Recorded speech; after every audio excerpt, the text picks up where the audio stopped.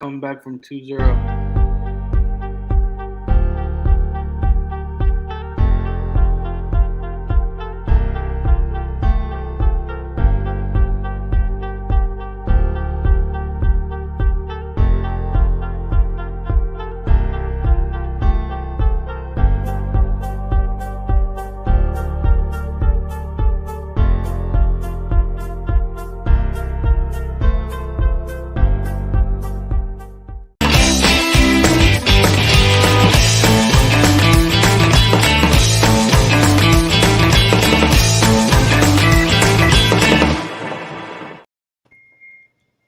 And welcome to the Plug Talk Sports live show, episode number 96. I hope everyone had a relaxing Memorial Day weekend. We took off as well, but we're back in action. There's been some things that have happened in sports since we've been gone in the past week, but we're back and we're going to talk about them. We're going to talk about, the more current events. Of course, myself, Danny Torres. We got Brandon, who is clinging on to hope right now with the jersey, and then we got Jonka Don't Stop at the top. Let's get into it. Let's do Jonka being his funny clown self. Let's do. What do we want to start with? Let's start with bad news. Brandon, you want to start us off with some bad news?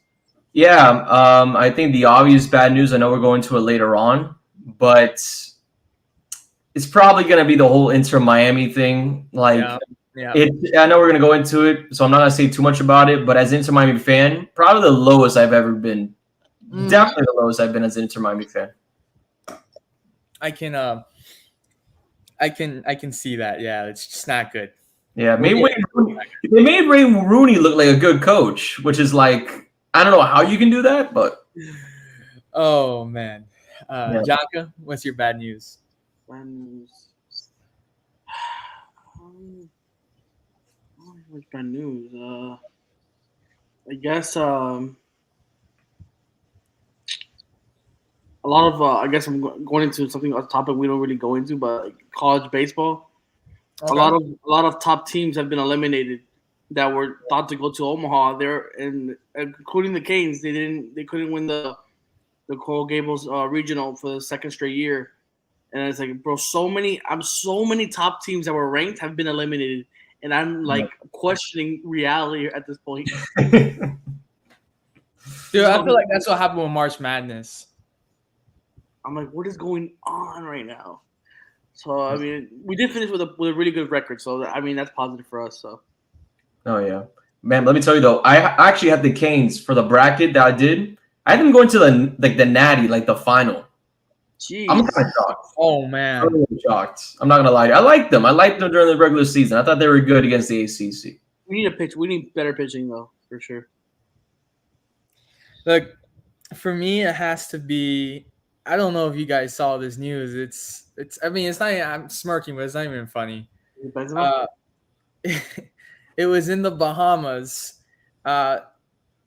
Some kid just graduated high school, was dared to jump off of a cruise ship, I think. And he did it. He jumped into the water, and people were recording. They threw even a life raft thing into the water. Yeah, preserver into the water so you can grab it. In the span, I think 5 minutes that he was in the water and people were recording whatever, he disappeared. He literally disappeared. I think people were saying a shark just grabbed him. And he's been missing for like 6 days now. He just graduated high school, going to college. Yeah. Listen, guys, like, I don't care how much money there is in this world. Ain't nobody making me jump into that ocean, pitch black at night. Like, I got respect for the ocean, man. Like, I'm not doing that. I am definitely not doing that. You wouldn't catch me even twice near the railing on a cruise, man. Dude, I get goosebumps. Like when you edge like near the railing, you look down, it's night, and you see. I get goosebumps from that. I just can't, man. I don't know. Listen, you dare me to go into the water like on a beach, like on the side, like not far in, but like I'll go into the water that on the beach, but like in the middle of the ocean. I'm sorry, no. Dude, I can't even jump off of Biscayne Bay or anything like that. Like, I wouldn't be caught jumping off of American Airlines or Reno water. Like, I just can't. You know what I mean? This is, I don't know. That's just Kaseya Center. Kaseya Center. I'm gonna stick to my name. I don't know. Yeah, dude, there's not enough money in this world. Because I was having a conversation with somebody the other day, I forgot who it was, and I was like, what makes you in the right mind want to do that? And they're like, oh, money. But there's not enough money in the world that will make me do that. Not a chance. Not a chance. I saw the video that you were talking about, and you could kind of see something next to him as he disappears.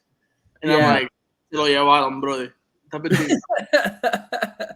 There was a video of a guy that I think that 2 days after or whatever that was like, these are the waters that the kid jumped into, and he had like a bucket of chum and he was throwing the chum into the water, and literally in 2 seconds all you see is just sharks, boom, just come like 5 sharks. And yeah, it's a scary thought.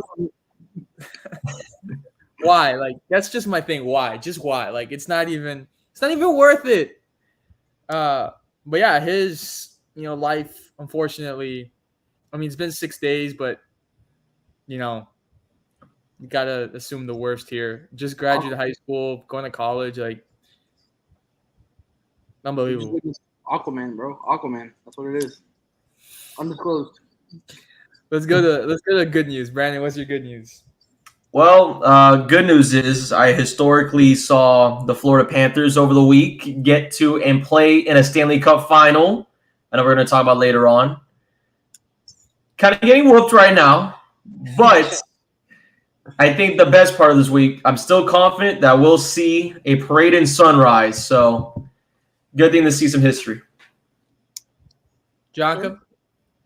I guess I'm going to talk about more baseball. There's not really much. It's going to be the Marlins. They were doing pretty good. Luis Reyes, however you want to say it, he's doing really good right now. Yeah. And then my Yankees. Sorry, Daniel, but we beat them in the series, the 3-game series, 2-3. Aaron Judge hitting like I don't know what kind of like streak he's on for homers. And even though he's missed like 11 games, 12 games. He's second right now in the league in home runs behind Pete Alonso. So I'm good thing we got him going on a run. We just got Bowers and Giancarlo Stanton back. So now hopefully we can get on a momentum. Even though now Nestor Cortez is now out for like another 10 games. I'm like,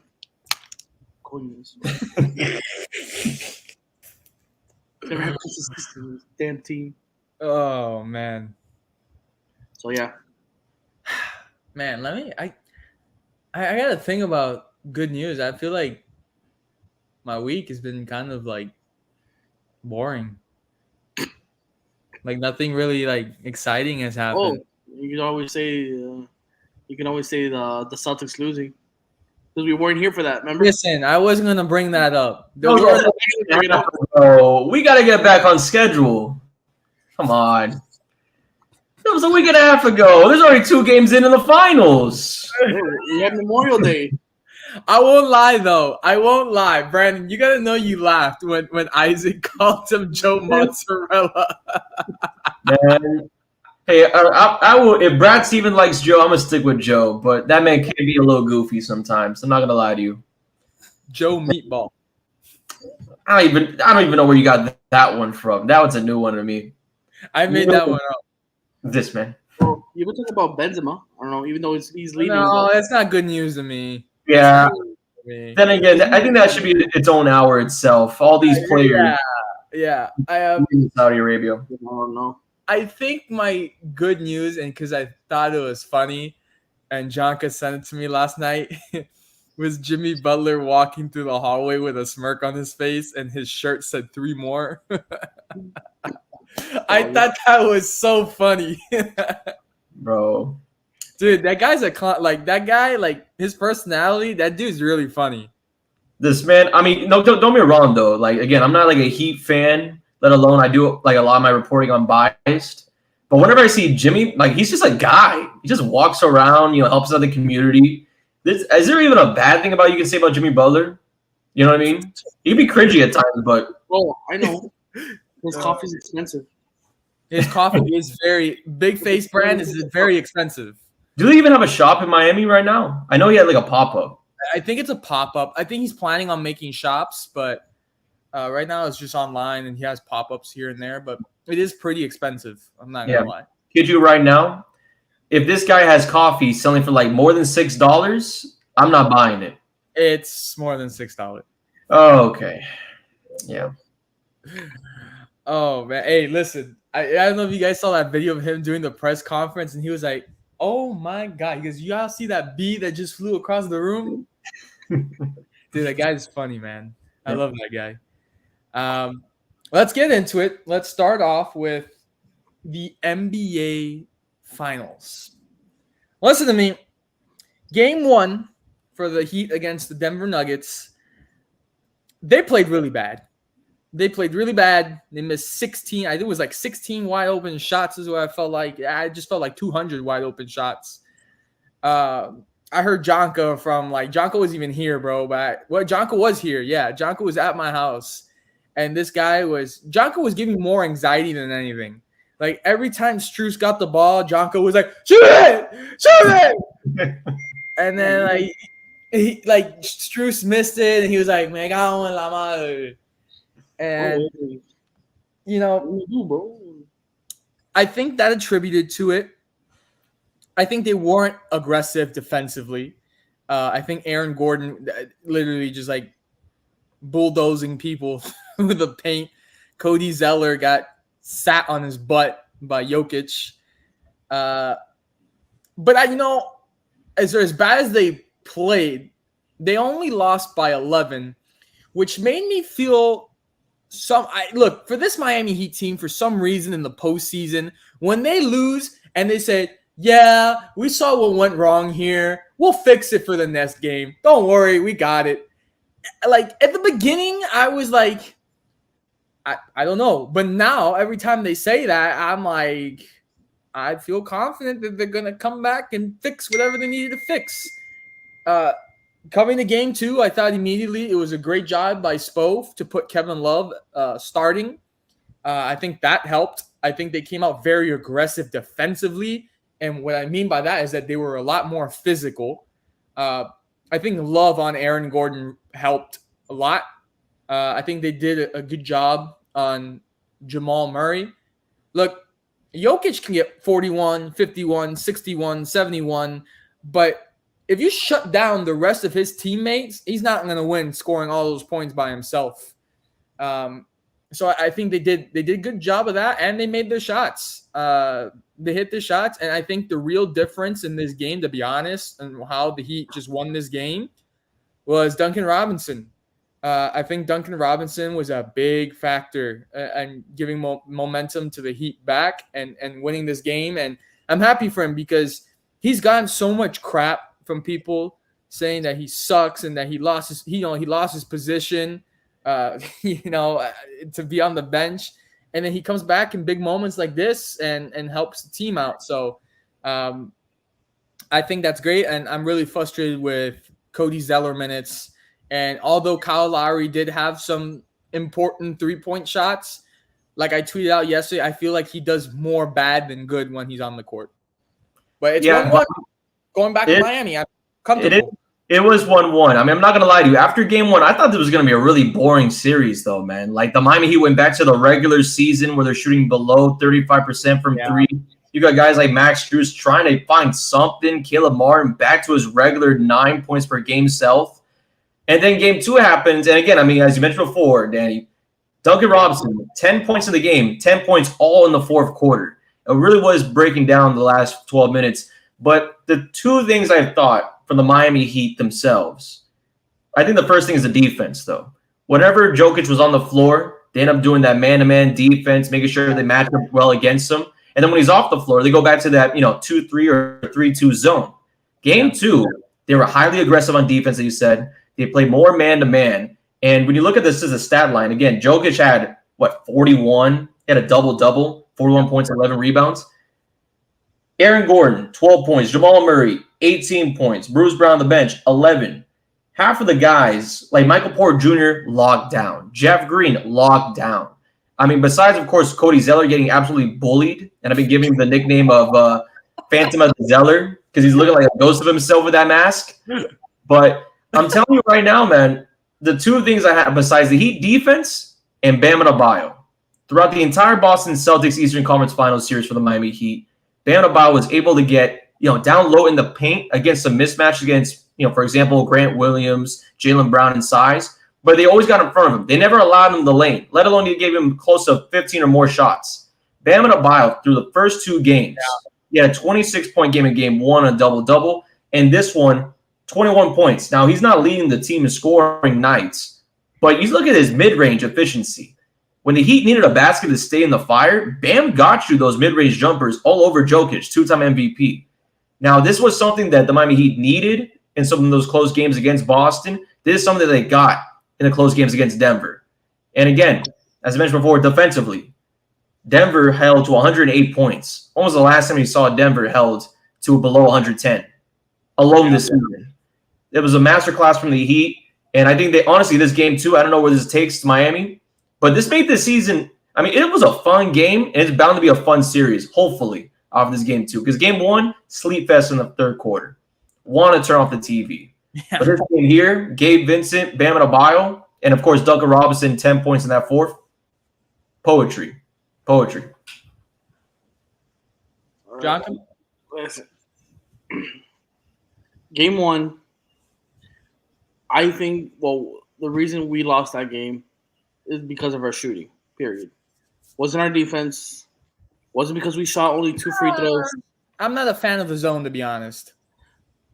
Besides the zone, if everybody would have just made at least most of their shots, or at least shooting 40%, the game would have been close, or closer than it was in 11. Yeah, Jonka, but the thing is, like, if you're gonna make shots, if you're gonna make those shots, you gotta stop them from making shots. And what I saw was, even when the Heat did make a shot, they could not stop them at the other end, especially with that zone.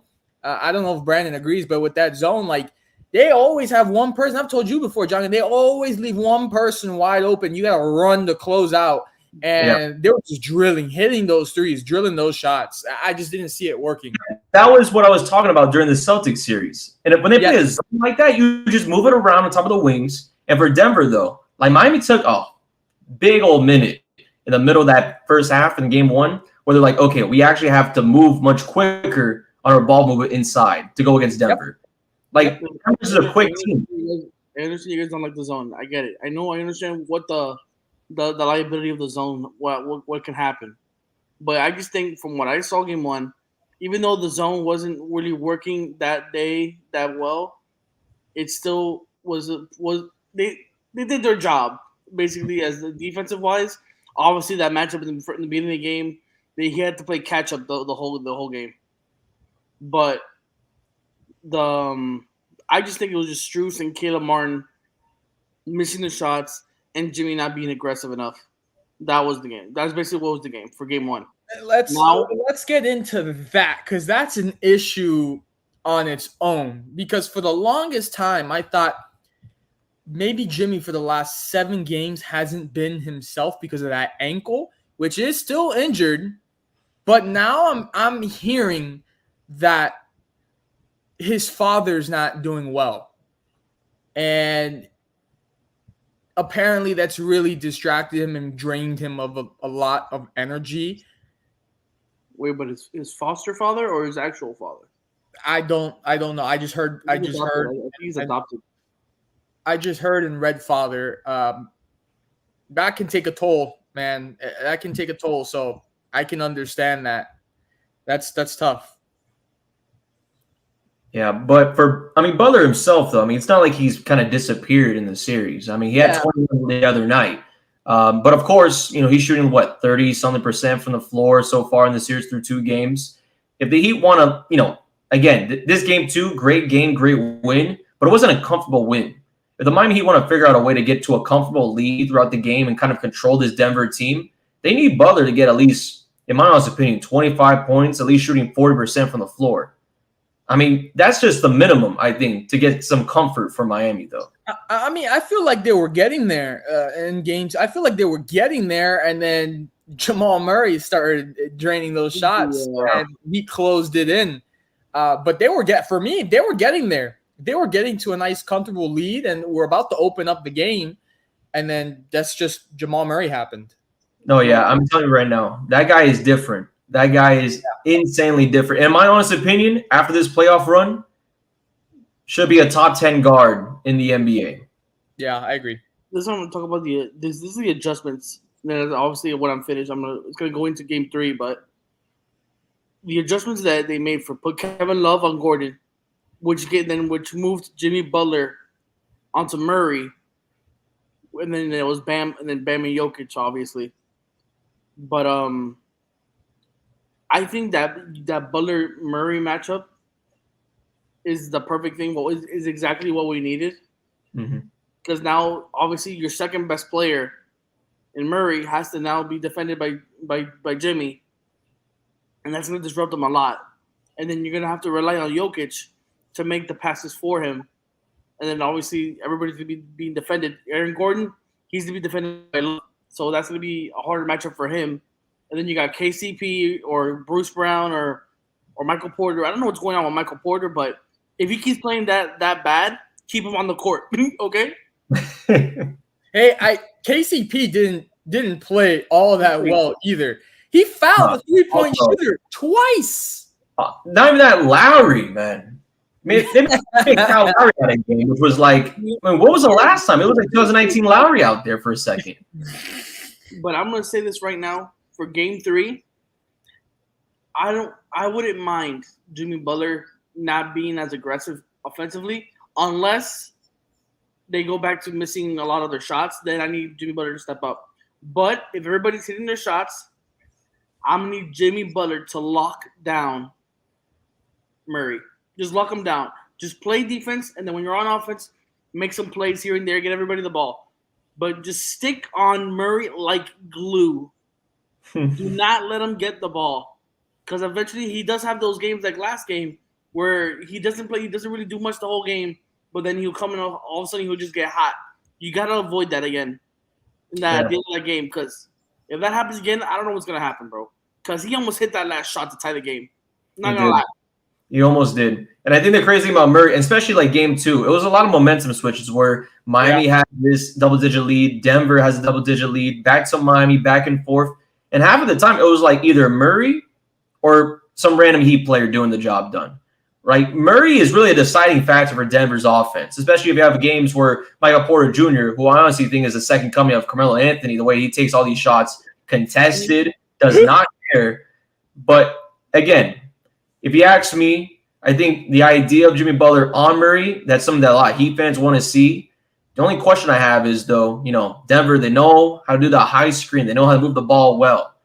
For the roster that Miami has with Gabe Vincent, Caleb Martin, I mean, great guys offensively. But defensively, that's kind of a liability a little bit because of the size itself. I mean, you have guys like Aaron Gordon bullying Cody Zeller, who is, 250 pounds, probably benching 250 himself. I mean, these are not easy guys to go up against if you're going to an aggressive matchup. For Miami in Game 2, a lot of it was with the shots going down. They got the open ones with good looks. But Game 3, I mean, Denver, they understand the assignment now. It's going to be a dogfight. So they got to be more aggressive. And for that reason, I think that Bam's playing 40 minutes. Butler's playing 40 minutes.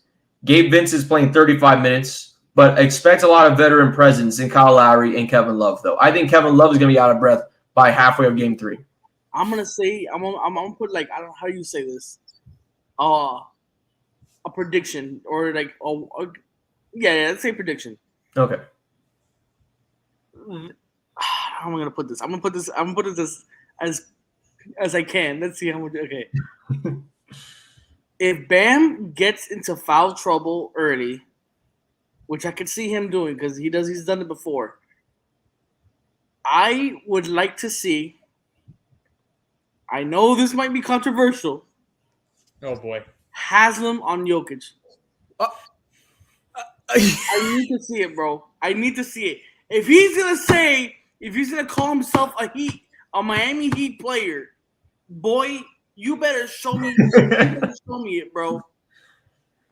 Man, the Miami High guy. I mean, I would love to see it. If Dwayne was still playing, if Dwayne was still on this team, he'd be on the court. Brandon, if LeBron was still playing, he'd be on the court. If Alonzo Mourning was still on this team, he'd be on the court.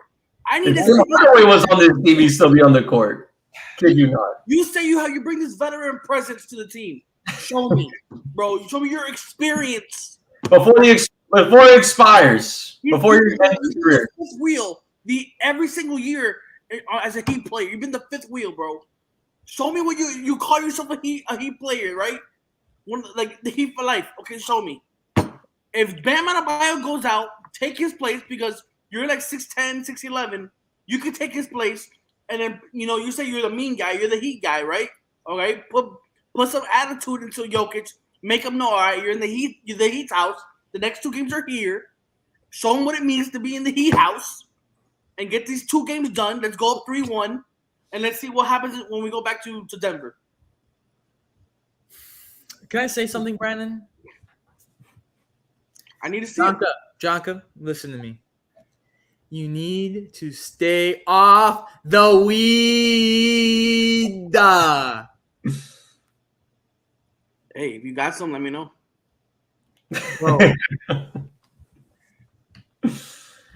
Look, if you ask me, Udonis Haslam against Jokic, that would be a perfect way to end a career. Listen, I just looked at my TV, and I know we're about to get into it, but I'm about to turn off the TV. Yep. Oh, what happened now? Let's jump into it. Oh no, boy! Oh no. The Las Vegas Golden Knights, who destroyed the Florida Panthers. What was it, 5-2? Yeah, but 5-2, but it was a third pick. I mean, we'll go into it, but 5-2. 5-2 are now 4-0 up on the Panthers in Game 2. The legendary Sergei Bobrovsky, who looked, I don't even know, like the Great Wall of China in just the playoffs in the Eastern Conference, is just getting absolutely destroyed. Bobrovsky's actually being taken out right now of the game. And they're switching goalkeepers or goaltenders, however you want to call it.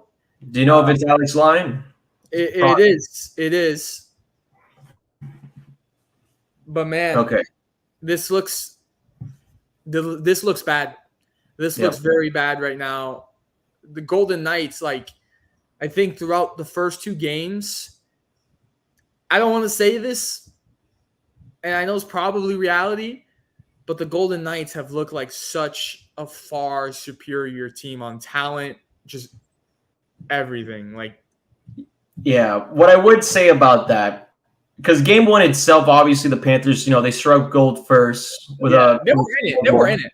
So they were in it, but it's just that third period though for the Panthers going into that Game 1. I mean, what was it, tied 2 apiece? Yep. I mean, they had exactly what they needed, but I mean, Hill, the goaltender for Vegas, you saw the save he did in Game 1, the diving save with a stick, deny Cousins at the goal.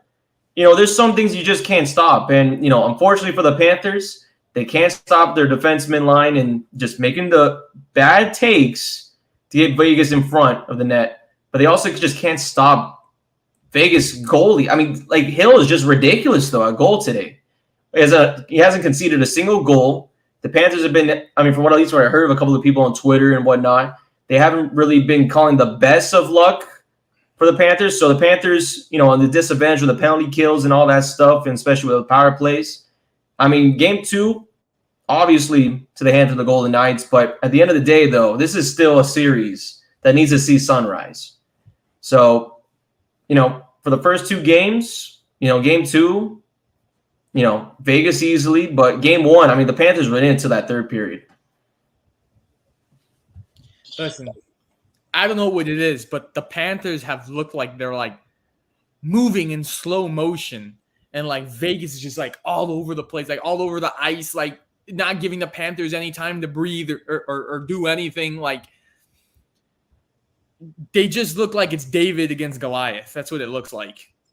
Yeah. I mean, again, this has been it's been, I hate to say it like this, but it's been the storyline for this Florida team, throughout these playoffs. David against Goliath against Boston, David against Goliath against, I want to say Maple Leafs, but, at least for Carolina, where we swept Carolina. But again, Vegas, I mean, they went through the Western Conference pretty simple as it was. I mean, they just decided to show up one day and they end up getting wins. You know what I mean? Like, Vegas is a type of team where they're only been alive, 6 years? They've already been to 2 championship appearances in the Stanley Cup last time. And here's the thing that kind of, for those Panther fans, the last Stanley Cup final, Vegas took game 1 against the Capitals, but the Capitals ended up defeating Vegas overall in the series. So, again, this is a series that needs to go back to Sunrise. Now, again, as Danny said in the middle of our podcast, check out Bobrovsky. They put in Alex Lyon, and Lyon, as those who remembered last time, took the Panthers on a winning streak out of the regular season and into the playoffs. So it might just be the switch that we need for the Florida Panthers. But, of course, you never really do want to leave Bob out to dry. I think that's kind of one thing that, kills the confidence. And, of course, depending on what happens in Sunrise, down 2-0, if we can leave tied at 2, I have a lot of confidence we take game 5. But, again, that's a lot of work to do against this really talented Golden Knights team. And it got really nasty at the end of the game with Tkachuk. Like, it got really bad. Bro, he is such an instigator, dude. I'm telling you. Tkachuk is like, I will fight for this city. That's the type of player he is. Like, any little thing, he's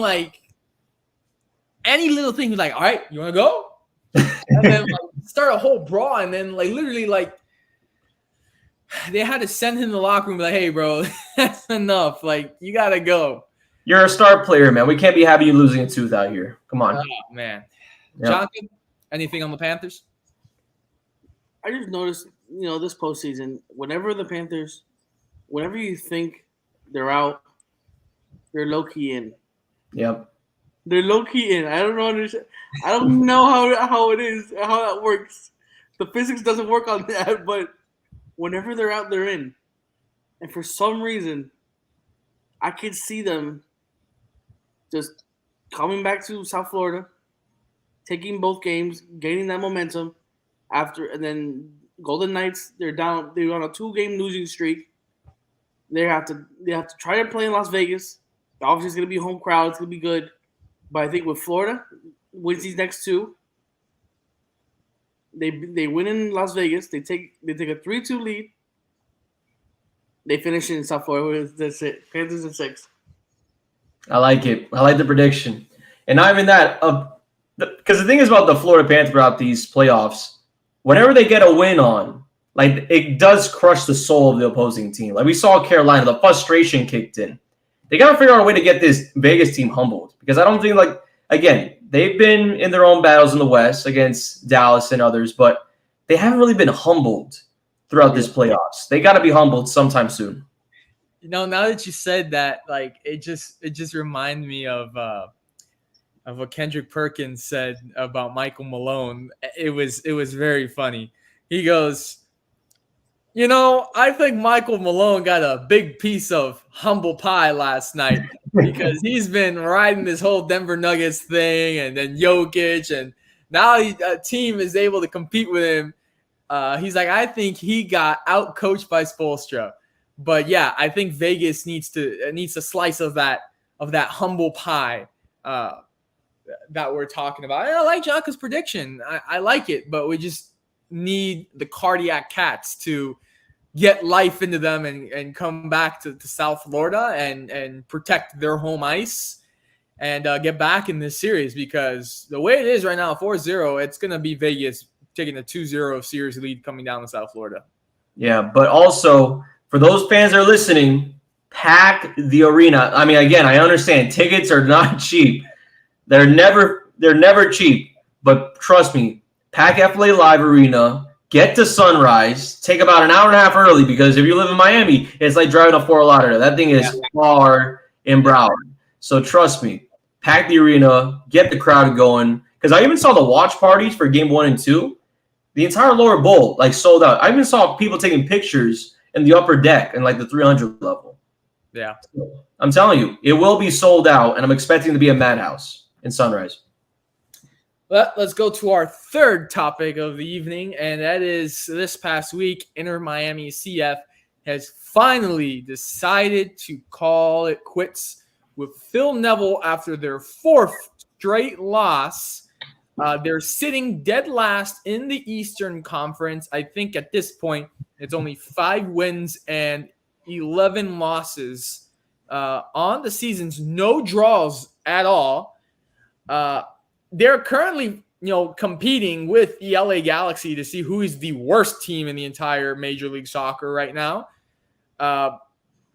Listen, I think his time was way overdue. I think he should have been gone a long time ago. Again, from my personal experience, having worked with the club, Phil is a good guy. As a person, he is a good guy. But as a manager, it just wasn't working out, man. It just was not working out. But look, I know people will say some of it was not his fault.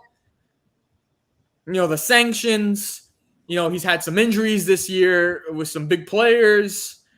But at the end of the day, this is a result-driven business.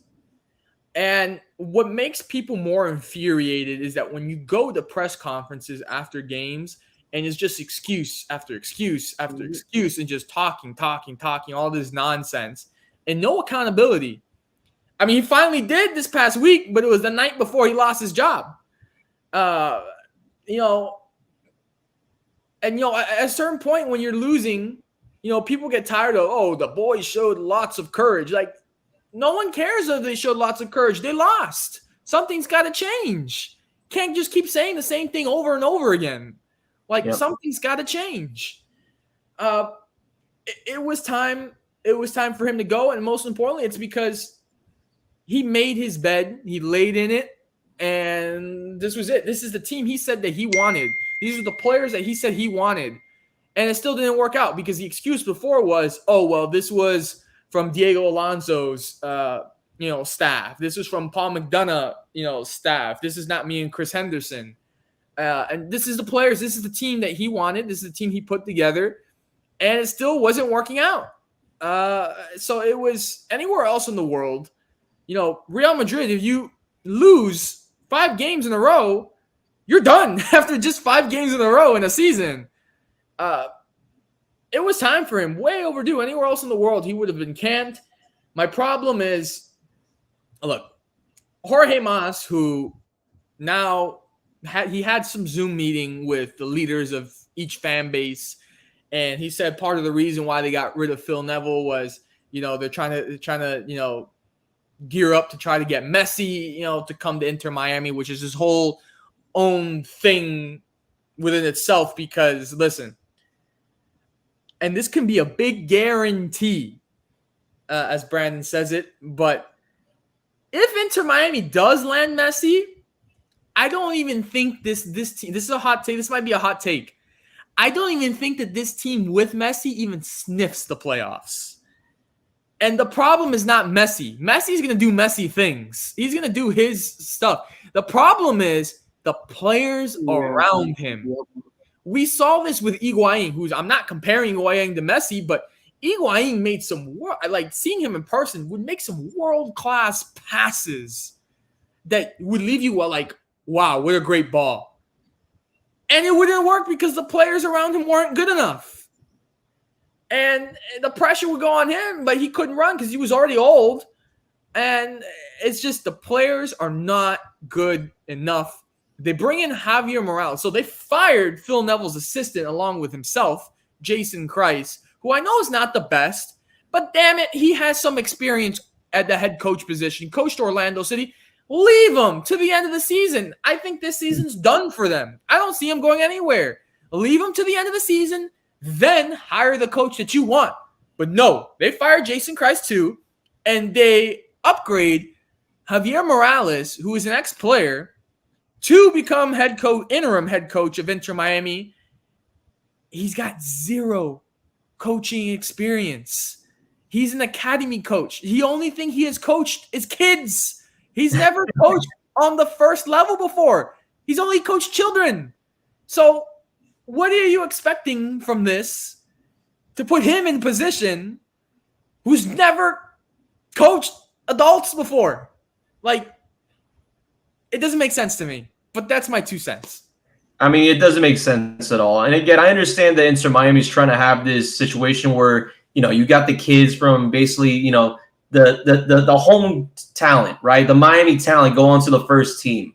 And I think, the coaching hire itself, or at least interim coaching hire that they ended up doing the selection, it does make sense of what they want to do to kind of, progress that a little bit. Yeah. But at the same time, I mean, Phil Neville, as we all know, he's the representation of what this team was 2 to 3 years ago.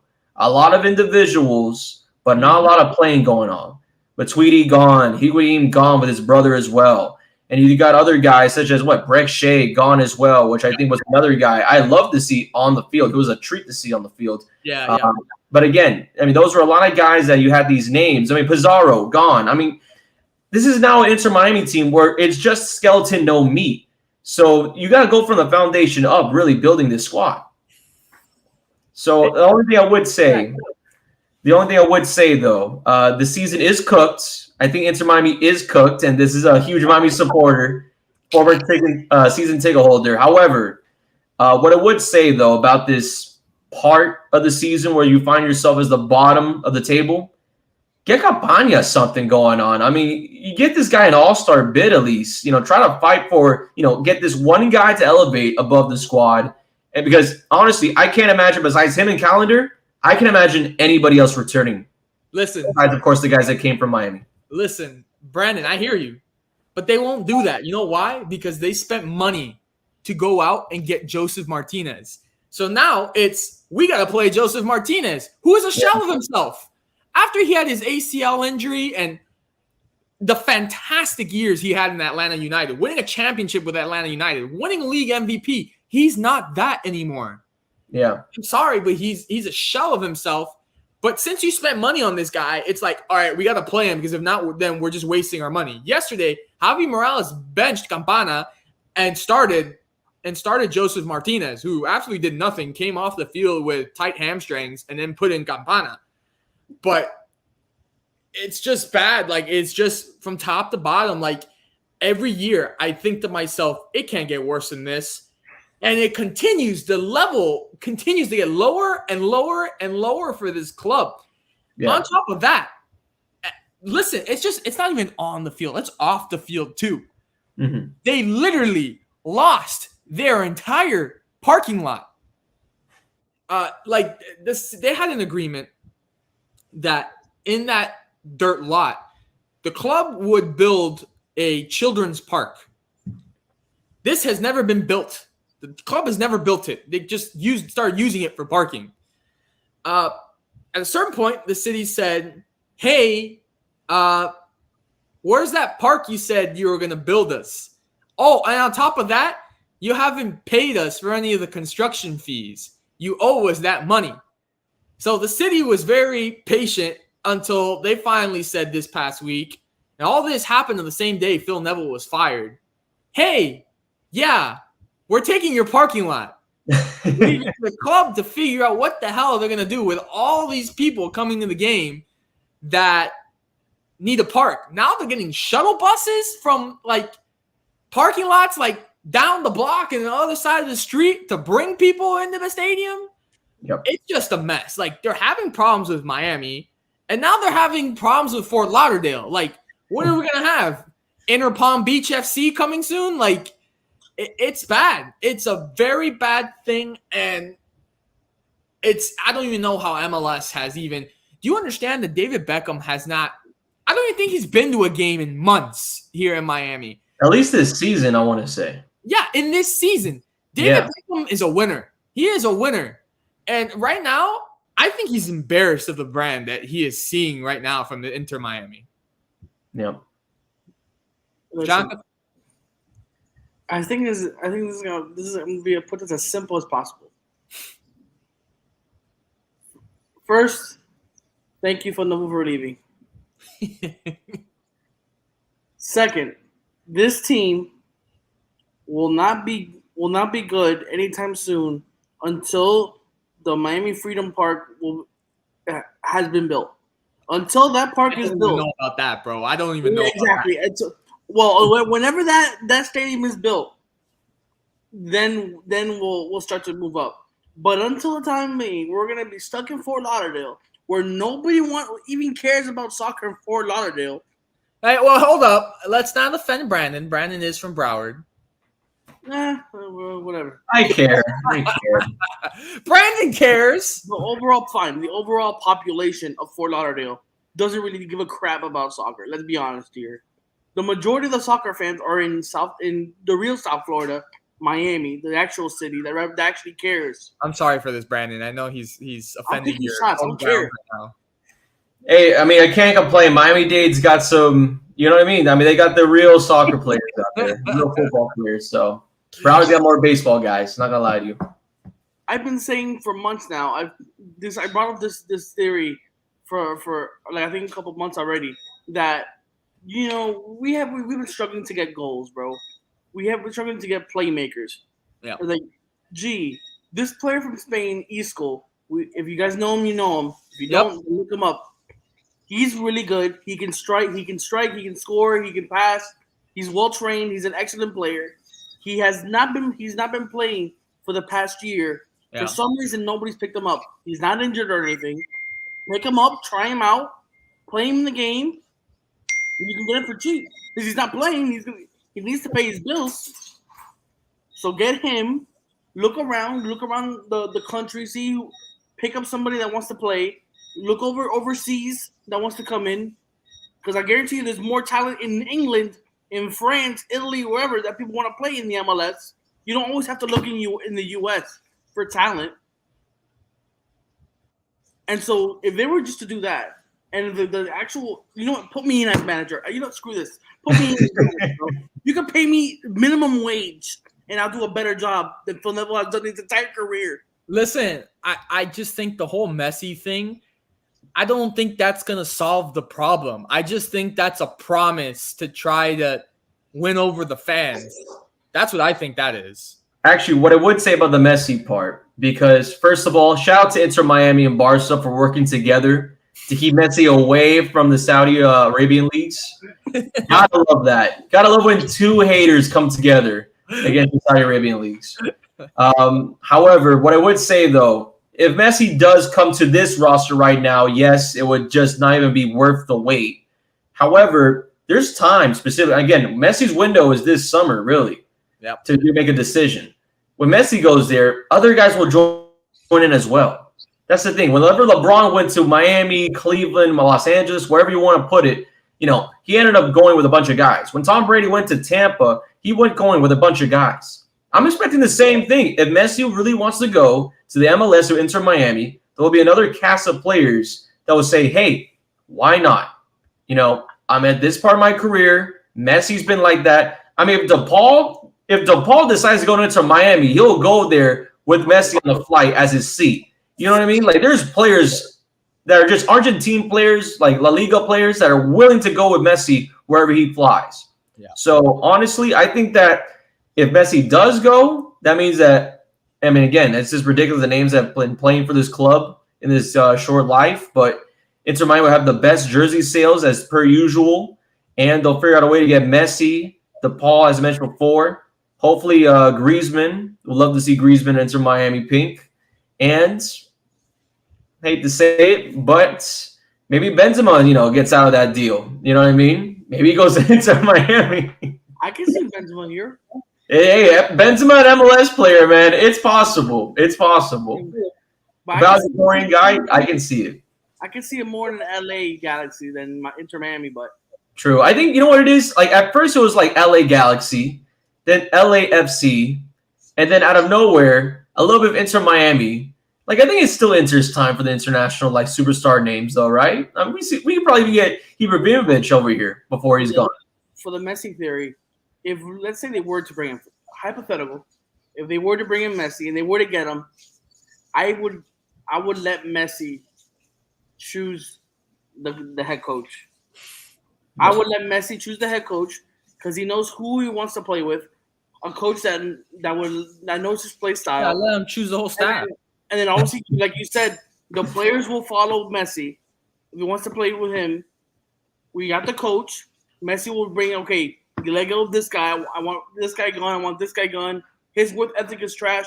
His work ethic is trash. Call everybody. Clean sweep the entire team for the people that don't want to win. Because Messi, let's be honest, and if it was Ronaldo, Messi, Benzema, anybody else, any top tier player would want to win. Mbappe, they want to win. So whatever they have to do to win, you have to give it to Messi. If it's anybody, it would be Ronaldo, Messi, Mbappe. You give them whatever power you can to make those calls. Mbappe would be a far stretch. Okay, yeah. I was about to say, man, like he's not going anywhere near MLS anytime. If you had a chance to get Mbappe, and Mbappe said, "I want full power of the staff. I can choose to fire whoever I want." Would you take him? And he would decide on the dot that day. I mean, that's basically the contract he's got at PSG now. They saved him from going to Real Madrid. That's what they told him. Hey, yo, you do whatever you want here, man. Yeah, that man is not touching outside of the borders of France. I'm telling you right now. That guy is going to be staying at PSG for a long, long time. But actually, one thing I wanted to talk about regarding this, because what would Messi even be here for? A year and a half, 2 years? Like, would the move even be worth it? And I hate to say it like that, but would it? I don't see why not. The situation where it's at today, his father, who's his agent, had a meeting in Spain with the Barcelona president, and according to Messi's father, is that his wishes are to go back to FC Barcelona. Mm-hmm. So we shall see. I mean, he's got that offer from Saudi Arabia. Barcelona's working on it. They got Inter Miami. We'll just see where he ends up. But we got 9 minutes left in this episode. Let's go with what I thought was comical today. Kyrie Irving recruiting LeBron James to the Dallas Mavericks. At first, it was the other way around. LeBron was trying to get Kyrie to go to LA, but now Kyrie is trying to get LeBron to go to Dallas and join him and Luka Doncic down there. What do you guys think of that? You made the same exact facial expression at the same time. Look, what I would say first, because again, I mean, the NBA is what I cover a majority of my time, probably the majority of my lifespan now. Which, by the way, he's got a fantastic podcast. You guys need to go listen to it. Yeah, we'll have an episode up tomorrow morning for sure. But what I would say, though, to even get wrapped, to just warm us up a little bit, the idea, you want LeBron James and you want to keep Luka Doncic on your team as well? Like, not even my GM mode on 2K Easy mode would they even allow that. Like, what are you going to do if LeBron James comes out? When does Kyrie ever go recruiting guys and it turns out okay? When it turns out well? You know what I mean? And again, this is more of me as a fan than it is as a reporter. But look, Kyrie Irving, it's himself. I just think he's a point of his career where, man, you just got to play basketball to a point where you can gain your standard back, your respect back. Again, phenomenal player. But teammate, I mean, he's not looking to be a contender right now. I'm telling you right now, if Dallas is looking to contend, they need a bench. They need a Jason Kidd's got to get off that bench himself with those other assistants. And they just need everything more than just LeBron James. Yeah. LeBron, like, again, you know, he's probably going to finish his career in Los Angeles. His sons are, you know, still there. I mean, his kid is going to, you know, Southern Cal, which is going to be an insane team for the Trojans next year in college ball. There's no chance this man goes to the Mavericks, let alone the Mavericks even touch that deal with Rob Pelinka. Rob Pelinka will safe keep at least 3 guys on that team. And funny enough, 2 of them obvious being Anthony Davis as well as LeBron James. The one I think, you know, Rui Hachimura, I wouldn't touch any of those guys if I'm the Lakers in a sense of trade deals. I wouldn't touch a single inch of them in a sense of making a call. Listen, I think Mark Cuban is smarter than that. And also, I just thought it was funny. I saw someone say, damn, LeBron already gave the Mavericks 1 title. Can he give them 2? Janka, your thoughts on Kyrie trying to recruit King James to Dallas? I have 2 points on this. 1, this is clearly tampering. If this is not the definition of tampering, I don't understand how Kyrie Irving and LeBron James have not been fined to this point. And now people tell me, why would LeBron be tampered? Because, listen, and you guys might agree with me on this, anything that regards LeBron James goes to LeBron. No matter what news it is, it goes through him. And so LeBron knew about this. He's like, oh yeah, let that go out into the Twitter space. Let that go out to the public. So LeBron knew about him recruiting him to the Mavericks. Kyrie knew about it. The Mavericks at this point, since this came out, they knew about it. Apparently, the national media knows about it too now. I'm telling you, LeBron and Kyrie have to be fined for tampering. If they're not fined for tampering, remove the tampering rule for good now. Because this is the most blatant thing I've ever seen in my entire life. Because what if it was the other way around? What if it was LeBron trying to get Kyrie to the Lakers? Open. He admitted to it. Like Kyrie's admitting to it now. And not even that. Like, Kyrie was at Game 4 of the Western Conference Finals in Los Angeles. Yeah. He was. So, he was dapping up LeBron and everything. Yeah. They still remember their whole handshake. By the way, T'Chuk was just ejected from the game. Yeah, he got the notification. I just want to tell you, a hard hit. He laid the nastiest hit I've ever seen in hockey. Like, it wasn't even, dude, he wasn't even going for the puck. He straight up laid the guy out. And that guy, I forgot, I didn't know how to say his name. Is Jack Etchell. Yeah, straight to the locker room. Went straight to the locker room. Yeah, I mean, the boys got to leave with something. They got to leave with something onto the plane. I'm telling you right now. That's a South Florida dog right there. There you go. That's expecting what's going to happen Game 3 and 4. That's what's going to happen Game 3 and 4. We're going to have Gooders out there in the bushes. You know who we need back? Joppa? We need Dwayne Dedman back. That's who we need back.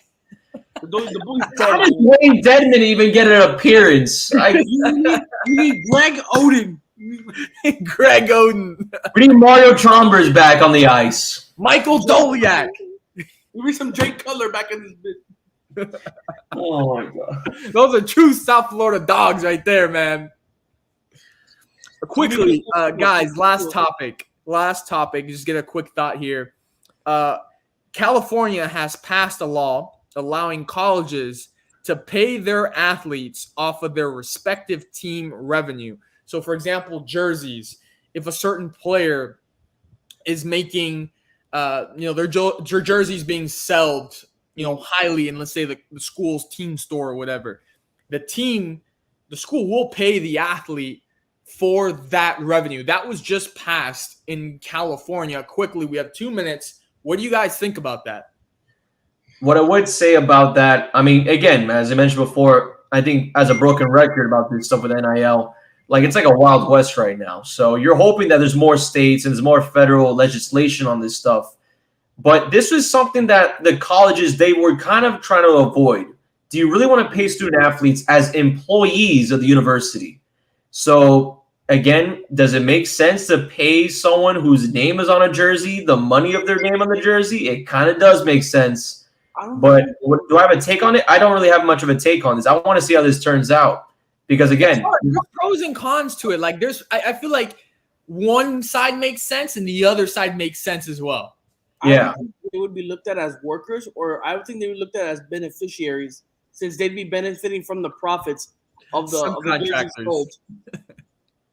Since their name is on the back of the jersey, and let's say, for example, Tyler Van Dyke. If Tyler Van Dyke's jersey is sold, let's say $1 million worth of revenue from his jersey alone, how much does he get? A percentage of that, or does he get all revenue? As far as I'm concerned, he won't be getting any revenue. That jersey should be being sold at Goodwill. Oh my gosh! Oh, here we go. We're back. We're battering his name on the offseason, man. Come on. Come on. Yeah, you know I had to throw that jab in there. But I think it's like, now with the NCAA, I'm seeing now a lot of way more states are being, how do we say this? accepting. No, not accepting. They're being more involved. They're being more involved in the revenue of the NCAA because they know it's a multi-billion-dollar company, or I would say company, and so now all of a sudden NCAA doesn't allow you to pay the student athletes. And they come out with NIL, then they can only make money off their name, image, and likeness, but not as like an actual employee. But now they're coming out with this, saying, "Oh, you can get paid if you just make money off of your jerseys or like team revenue now." So it's just like, okay, to what point is the NCAA or the state going to be allowed to intervene, inflicting with these rules, and also now allowing this? I'm gonna expect a wave of players going to California now, even though a lot of them aren't really into the tax code because they're gonna be taxed up the butt. There's a lot of reasons why. I mean, yeah, that's a beneficiary, but there's a lot of reasons why not to go to California. Trust me. Yeah, I know. Yeah. Well, we're not gonna get into that. But if you want to be taxed up the butt, then go to California. But if you actually want to get paid, and you don't want to deal with the NCAA, go to California. But at this point, if the NCAA is gonna live up to the NIL and all the rules that they like to enforce on everybody in this stupid damn league, then guess what? You gotta enforce it on California. You gotta tell California, no, this will not be implicated. You cannot do this because we're the ones in charge of college athletics. You're not, so too bad. Yeah, but what I would say though, and again, I think this is not just talking about legislation, but here's looking at Southern Cal. Caleb Williams, best quarterback in 2024 class. Bronny James, basically an arguably top 5, one of the most highly touted recruits for high school basketball because of course the namesake.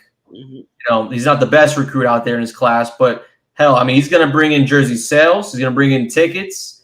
I think Southern Cal is going to be probably the most watched sport, and just in general, the most watched in any sport, athletics, for that matter. I mean, California, they chose the right time to do this. They chose the real right time to do this. I agree. Well, anyways, that's all the time we have for you guys today. Episode 96. We're inching closer to that number 100. It's going to be great. It's going to be a great celebration. And we thank you and appreciate every single one of you who watch in week in, week out, staying tuned to our social medias and whatnot. Again, thank you. We hope you guys have a great rest of your week. And we'll see you guys next week for episode 97. Good night and so long. Support the troops.